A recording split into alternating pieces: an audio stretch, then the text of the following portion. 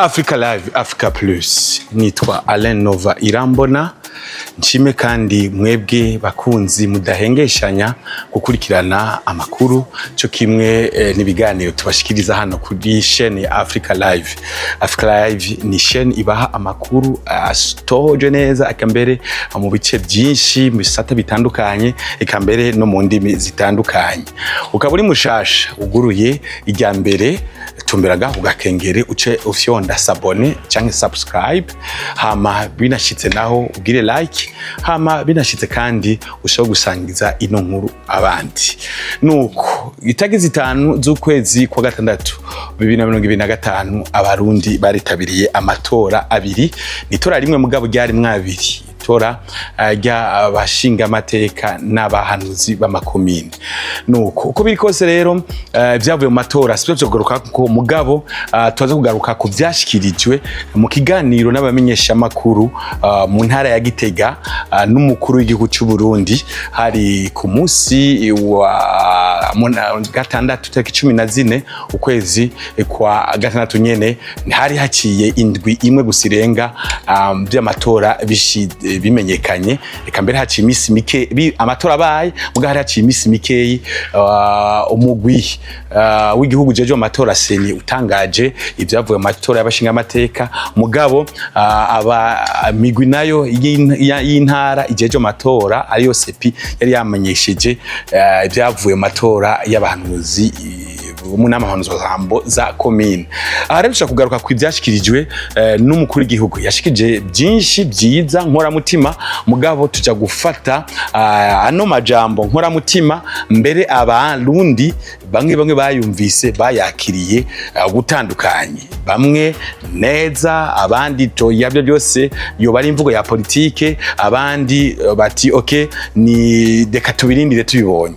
Ni amajambo mbere ubu duca tuvoma no kurubuga rwa X rw'umuvugizi w'umukuru w'igihugu nawe biboneka ko ni Rosine Gatoni Gilen biboneka ko yakuye muri byinshi byari byashikijwe na Prezida Ndayishimiye yakuyemo ano majambo nkora mutima ari nayo tugomba kugaruka ko ari nayo kandi nawe we dusaba ko nawe wogira ciciyumviro iki canke kiri mukuru w'igihugu rero yagize ati ndugure twamugina tubivuma neza ku rubuga rwa X rw'umuvugizi w'umukuru w'igihugu ari we Rosine Gatoni Gilen aho kuri X agira ati ndugure twamugina ndazi ko hariho abantu batwagwa n'ibigumbagumba kubera abarundi benshi bakuriye mu karangamutima kugwanira ivyicaro.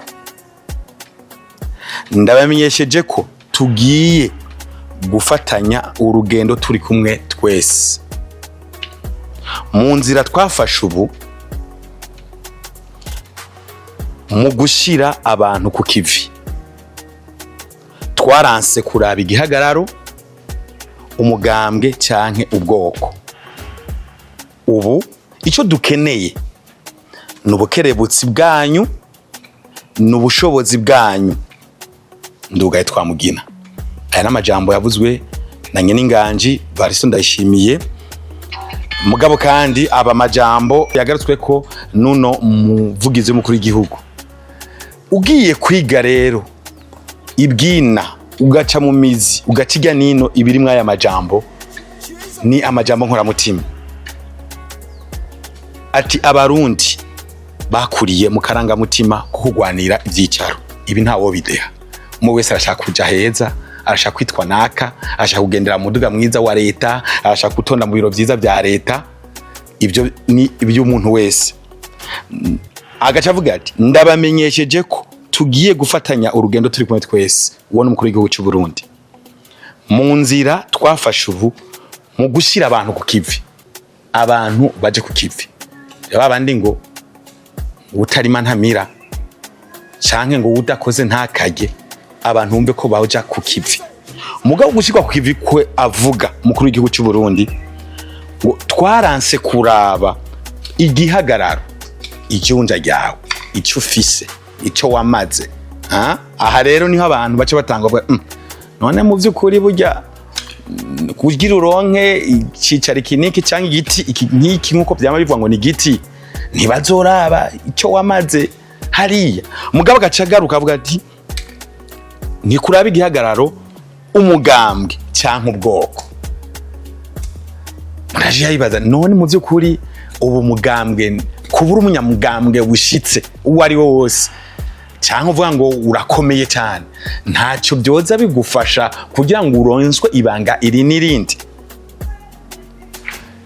Iby'ubwoko ibwizwa shingiro ry'u Burundi ryo risanzwe ritanga n'amabanga rimwe rimwe, hari ko riratomora yuko hari bitsata bitegerezwa kurabwa bikihwezwa neza, bakaraba neza ko byakwije ibitigira bisabwa n'ibwizwa shingiro nkuko biri mu masezerano yarusha. Umukuru w'igihugu avuga ati icyo dukeneye ni ubukerebutsi bwanyu n'ubushobozi bwanyu. Umuntu yibaza mbega ugwaruka rwose rukerebutse, ugwaruka rwose rufise ubushobozi, rufise ubumenyi, rufise ubuhinga runaka, burashoboja mu kibanza bukabona ko hari ibanga kanaka bozezwa kuri buno Burundi two kwita bushasha bufatiye kuri kino ciyumviro kuri no jambo nkora mutima ryashikijwe n'umukuru w'igihugu. Uko biri kose ugwarukana cyane cyane ntirucike intege. Wewe urumva neza yuko aho uri hose wo lema bakavuga bati ngira uwumva n'umwana wo mu Burundi, kandi ibi umukuru w'igihugu yashikirije cyarumiswe na benshi, natwe turimwe, natwe tutasho kubibagarukirako. Rero mwumve neza yuko umwe wese ku buhinga bwiwe kumenye bwiwe ashobora kugira umugisha, ashobora kugirirwa amahigwe, ashobora kuronka ibanga akazezwa amabanga akomeye hatarabwe icyari mu mugambwe cyangwa umugambwe arimwo, hatarabwe igihagararo iyo amamuko yiwe, hatarabwe kumburengo n'ubwoko bwiwe. Igikuru nuko umurashira ibikorwa imbere, ibikorwa bitanga umwimbu, na cyane cyane Abarundi dukeneye umwimbu uzoshikana Uburundi kwiterambere rirama. Africa Live, Africa Plus.